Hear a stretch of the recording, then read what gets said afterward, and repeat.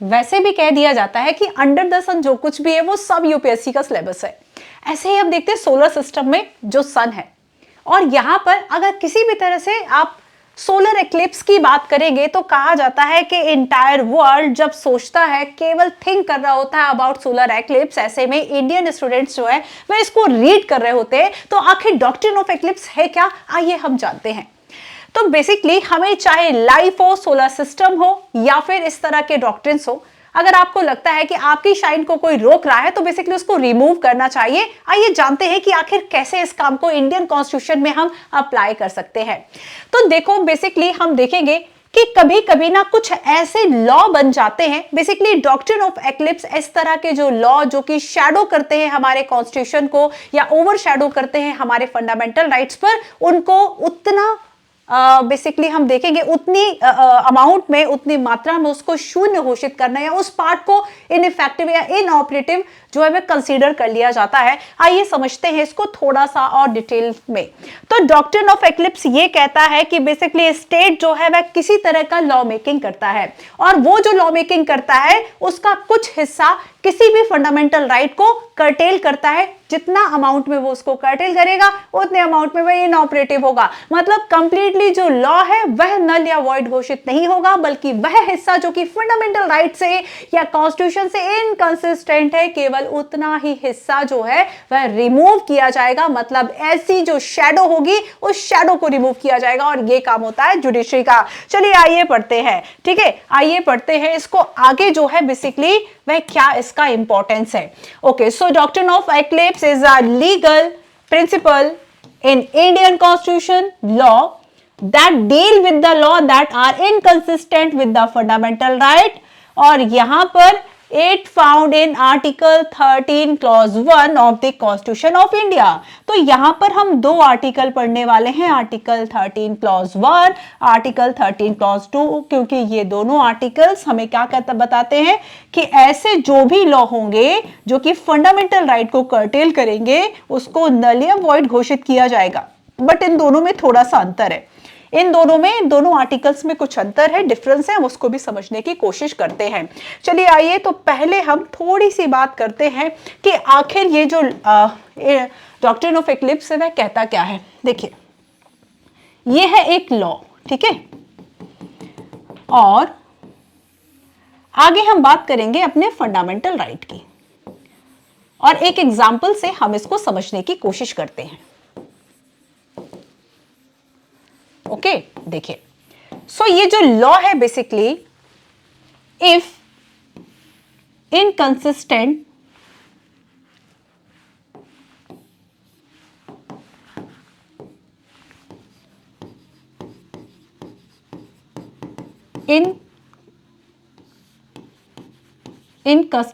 Consistent होगा अगर ये फंडामेंटल राइट से, तो जितने अमाउंट में इनकंसिस्टेंट होगा उतने अमाउंट में बेसिकली इसको नल या वॉइड घोषित किया जाएगा या इनऑपरेटिव किया जाएगा।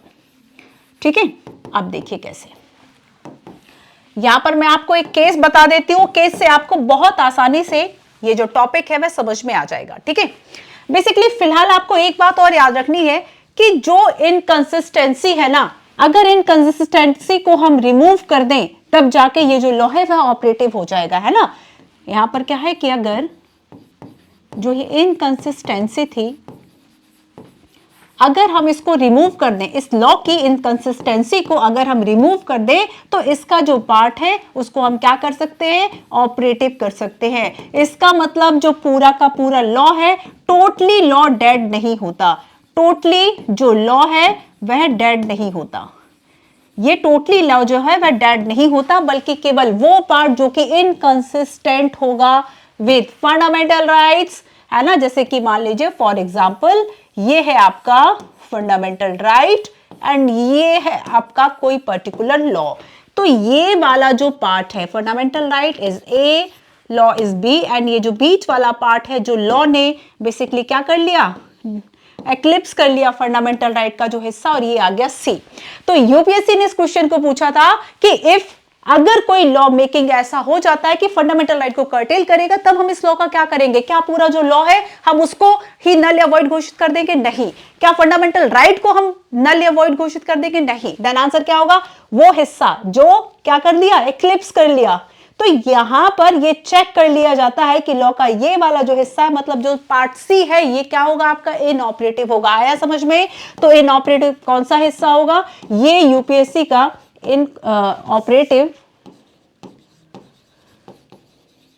इनऑपरेटिव होगा आपका सी वाला हिस्सा। क्लियर है? चलिए मैं आपको इससे जुड़ा हुआ एक केस बताती हूं, जो कि आपका भीकाजी केस।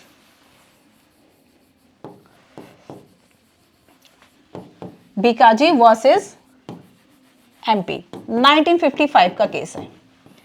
ठीक है, अब देखो, मोटर व्हीकल को लेके एक केस हुआ था,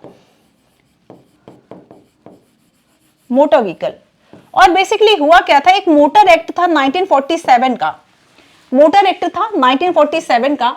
एंड इस मोटर एक्ट में यह कह दिया गया था, इसमें जो चेंजेस किए गए थे, तो गवर्नमेंट ने जो लॉ बनाए थे, गवर्नमेंट ने जानते हो कैसा लॉ बनाया था कि इसको केवल और केवल, मतलब प्राइवेट किसी को अथॉरिटी नहीं होगी ओन करने की। ये जो मोटर वाला जो बिजनेस होगा, इस बिजनेस को कौन ओन करेगा? इसको ओन करेगा केवल स्टेट। केवल स्टेट के पास ये राइट होगा। आप केवल स्टेट के पास ये राइट होगा। हालांकि ऐसा हो सकता है कि राज्य, पर्टिकुलर स्टेट जो है या देश जो है, किन्हीं चीजों पर कुछ कंट्रोल जो है वह अपने पे रखे, पॉसिबल है। बट अब जो पिटिशनर थे ना, बेसिकली देखो उन्होंने क्यों चैलेंज कर दिया। तो यहां पर अगर हम पिटिशनर के अकॉर्डिंगली देखें, तो ये कहते हैं कि एक फंडामेंटल राइट को ये कर्टेल करता है। एंड फंडामेंटल राइट है आपका आर्टिकल 19 क्लॉज 1 जी। चूंकि आर्टिकल 19 क्लॉज 1, इन्होंने ये आर्ग्यूमेंट दिया कि आर्टिकल 19 जो जी है, ये कहता है कि जो इंडियन सिटीजन है, बेसिकली इनके पास फ्रीडम है किसी भी तरह का, अगर हम बिजनेस देखें या फिर हम ट्रेड देखें, तो ट्रेड या बिजनेस करने का चूंकि अपना इनके पास एक फ्रीडम है। और चूंकि स्टेट ये कहता है कि केवल स्टेट ही इसको ओन करेगा, तो ये जो लॉ है वो कर्टेल कर रहा था फंडामेंटल राइट को, है ना? समझ रहे हैं ना? तो इस आधार पर क्या किया गया, इस मोटर व्हीकल जो एक्ट है, इसको यहां पर चैलेंज किया गया था। अब आगे हम समझते हैं कि देखो इस तरह की जो मेथड्स हैं, इसका इंपॉर्टेंस आखिर क्यों है? इसका इंपॉर्टेंस, इस डॉक्ट्रिन का इंपॉर्टेंस, क्योंकि लॉ जब बनाया जा रहा है, लॉ मेकिंग एक बड़ी ही कठिन और इंपॉर्टेंट प्रोसीजर होता है। अगर हम किसी भी पर्टिकुलर लॉ को पूरा नल, वॉइड या जीरो घोषित या अनकॉन्स्टिट्यूशनल घोषित कर दे, डिक्लेयर कर दे, तो ऐसे में वो जो टाइम जाता है ना, वो बड़ा कीमती होता है, क्योंकि लॉ मेकिंग बड़ा कठिन काम है। अब देखो, तो बेसिकली डॉक्ट्रिन ऑफ एक्लिप्स क्या करता है? प्रिवेंट करता है कि जो पर्टिकुलर लॉ है वो पूरा का पूरा नल या वॉइड घोषित ना हो, बल्कि जितनी छाया, जितनी शैडो फंडामेंटल राइट पर आई है, केवल उसी को हटाया जाए, इनऑपरेटिव घोषित किया जाए। It provide a way for law to be corrected and brought into alignment with the constitution. तो अगर लॉ में कोई ऐसी इनकंसिस्टेंसी है जो कि फंडामेंटल राइट या कॉन्स्टिट्यूशन को प्रभावित करे नेगेटिवली, और अगर उसको हटा दिया जाए ना, मतलब उस ओवरशैडो को हटा दिया जाए, तो ऐसे में पर्टिकुलर जो लॉ है वह क्या होता है? ऑपरेटिव हो जाता है। तो इसका मेन अगर हम इंपॉर्टेंस देखें कि कंप्लीट जो लॉ है उसको एलिमिनेट ना किया जाए, केवल कुछ पार्ट जो कि फंडामेंटल राइट को इंपैक्ट करेगा, हम केवल उसे ही हटाएंगे। ठीक है, अब दो तरीके होते हैं। कहा जाता है कि डॉक्ट्रिन ऑफ एक्लिप्स जो है वो केवल प्री कॉन्स्टिट्यूशनल लॉ, मतलब हमारा जो कॉन्स्टिट्यूशन है, हमने 1950 26 जैन आने वाला है आपका 26 जनवरी, हमने 26 जैन 1950 को हमने इसको पूरी तरह से लागू किया। तो यहां पर यह कह दिया, अब इसके पहले जितने भी लॉ बने थे वो प्री कॉन्स्टिट्यूशनल हो गए, मतलब संविधान के लागू पारित होने के पहले के लॉ। तो ये कहा जाता है कि ये केवल प्री कॉन्स्टिट्यूशनल लॉ पर होंगे, और ये हमारे कॉन्स्टिट्यूशन का आर्टिकल 13 क्लॉज 1 कहता है। आर्टिकल इसमें दिया हुआ है प्री कॉन्स्टिट्यूशनल लॉ के बारे में। इसमें यह कहा जाता है बेसिकली कि ये जो डॉक्ट्रिन है, ये डॉक्ट्रिन अप्लाई होगा, applied only pre constitutional law, pre constitutional law. ठीक है, ये केवल इन्हीं पे ही अप्लाई होगा। और इसके हिसाब से ये देखेंगे कि जो लॉ है, अगर वह इनकंसिस्टेंस है, तो जितना है उसको नल या वॉइड डिक्लेयर कर दिया जाएगा। But what about post constitutional law एक और आर्टिकल है। हमारे संविधान में सारी व्यवस्थाएं की गई हैं, ऐसे ही नहीं, विश्व का सबसे बड़ा, वर्ल्ड का लेंथीएस्ट कॉन्स्टिट्यूशन है। एक और क्लॉज है आर्टिकल 13 क्लॉज 2, ठीक है, पोस्ट कॉन्स्टिट्यूशनल लॉ। देखो अगर कॉन्स्टिट्यूशन बन गया तो आर्टिकल 13 क्लॉज 2 क्या कहता है कि अगर अब तो कॉन्स्टिट्यूशन आ गया और हमें कॉन्स्टिट्यूशन के अकॉर्डिंगली चलना है, तो ऑलरेडी अब ऐसे जो नीतियां हैं, ऐसे जो लॉ मेकिंग है वो होंगी ही नहीं जो कॉन्स्टिट्यूशन के खिलाफ जाकर हो, क्योंकि काम तो लेजिस्लेटिव ही कर रही है। तो यहां पर हम देखेंगे कि पोस्ट कॉन्स्टिट्यूशनल लॉ कहा जाता है the doctrine is not applicable to the post constitutional law, but फिर भी इसको कैसे डील किया जाता है? ऐसा हो भी तो सकता है कि फिर भी कोई ऐसा लॉ बन जाए जो कि फंडामेंटल राइट को कर्टेल करे, तब ऐसे में हम देखते हैं कि इसको दूसरे तरीके से डील किया जाता है। एक दीपचंद केस आया था, दीपचंद केस, और दीपचंद केस में यह कहा गया था कि ऑलरेडी जो हमारे फंडामेंटल राइट को, कोई नई बात नहीं है, वही जो मैं आपको बता चुकी हूं, अगर हमारे फंडामेंटल राइट्स को कोई लॉ जो है वह प्रभावित करेगा तो मतलब इसका जो व्याख्या है, इसका जो इंटरप्रिटेशन है वह फंडामेंटल राइट हमारे कॉन्स्टिट्यूशन के पार्ट 3 को ध्यान में रखते हुए की गई कि अब तो कोई ऐसा संविधान लागू होने के बाद, संविधान अपनाने के बाद ऑलरेडी कोई ऐसी लॉ मेकिंग नहीं हो सकती जो कि फंडामेंटल राइट को कर्टेल करे। तो यहां पर यह कहा गया कि अगर इनकंसिस्टेंस है विद पार्ट 3 देन उसको इनवैलिड हम कर देंगे।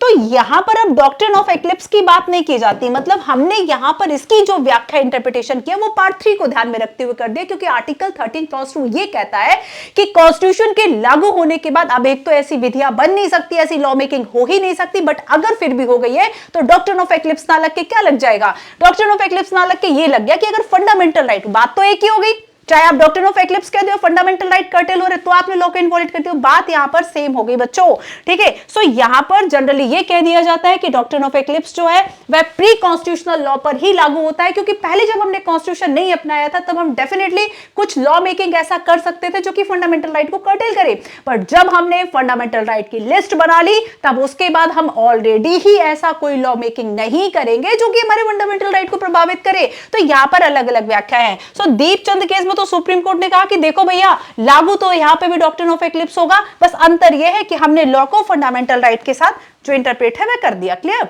इसके अलावा तो ये तो आपका दीपचंद केस हो गया। आगे आता है एक और केस है, 1994 का केस है पी पार्थारमण का, ठीक है।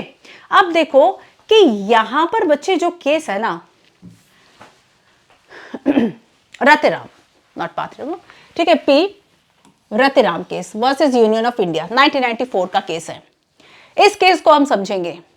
इस केस में चैलेंज किया गया the court rule that section 309 IPC, अब तो भारतीय न्याय संहिता हो गई, आईपीसी की जो सेक्शन धारा 309 है, ये किससे जुड़ी हुई थी कि सुसाइड से, मतलब अगर आपने सुसाइड करने की कोशिश की है तो आपको जेल हो जाएगी, है ना। पनिशमेंट था, पहले पनिशेबल ऑफेंस था, अब क्रिमिनल ऑफेंस की इससे शायद 17-18 के आसपास से इसको हटा दिया गया।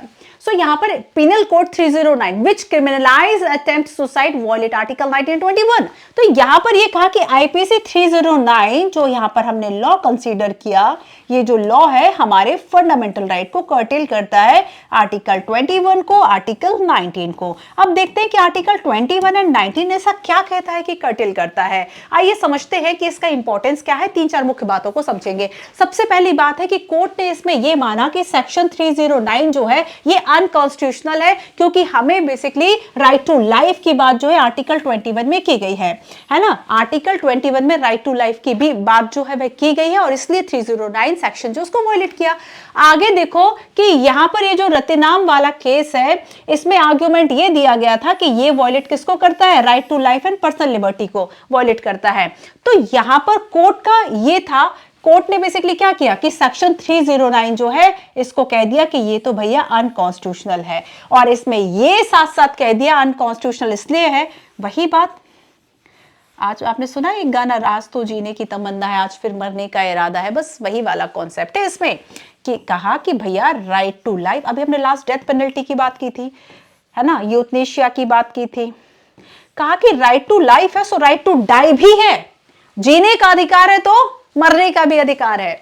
सो आर्टिकल 309 इसी का तो वायलेशन कर रहा था, अनकॉन्स्टिट्यूशनल बना तो दिया। So the court held that the right to life include the right to die, है ना। So the case began a discussion on whether the right to live under Article 21 include right to die। ये basically इस case का मुख्य important part है कि इस case में सुप्रीम कोर्ट ने एक तो ये माना था कि सेक्शन 309 जो कि सुसाइड को क्रिमिनलाइज करता है, ये आर्टिकल 21 का वायलेशन है, और इसलिए इस लॉ को चैलेंज करते समय यही आर्ग्यूमेंट जो है वह दिया भी गया था, ठीक है, रतिनाम वाले केस में। और सुप्रीम कोर्ट ने इसमें यह माना कि right to die basically right to life का भी हिस्सा है, ठीक उसी तरीके से जैसे कि हम राइट टू एक्सप्रेशंस की बात करते हैं, हम राइट टू स्पीच की बात करते हैं, तो राइट टू साइलेंस की भी बात करते हैं। एंड लॉ कमीशन ने भी कहा था कि 309 जो है वो इनह्यूमन है 2008 में। आई थिंक हम डेथ पेनल्टी वाले में भी इसकी बात कर चुके। बच्चों ये टेलीग्राम चैनल है जिसपे कि आपको इसका पीडीएफ मिल जाएगा, है ना, क्लास नोट्स वगैरह मिल जाते हैं।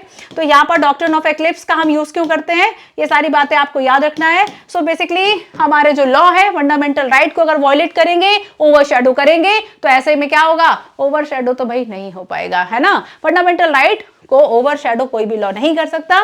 तो चाहे बात करें फंडामेंटल राइट की या बात हो अपने लाइफ की, किसी को भी अपनी शाइन को ओवरशैडो ना करने दें। Thank you so much.